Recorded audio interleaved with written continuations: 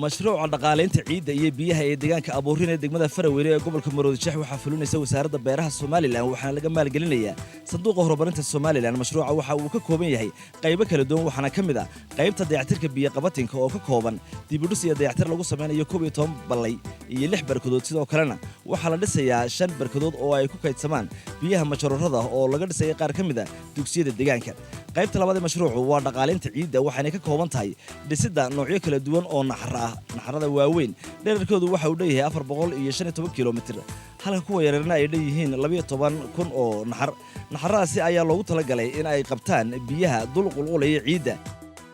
qaybta saddexaad ayaa horumarinta farsamooyinka waxbeerashada sidoo kalena waxa la sameeyaa dhirbeeris si loo dhaqaaleeyo ciidda ugu dambeyntii mashruucu waxa uu dib u habeyn ku sameeyaa xarunta cilmi baarista beeraha ee abuurin mashruuca waxa fulinaysa wasaaradda beeraha Soomaaliland waxaana maalgelinaya sanduuqa horumarinta Soomaaliland SDF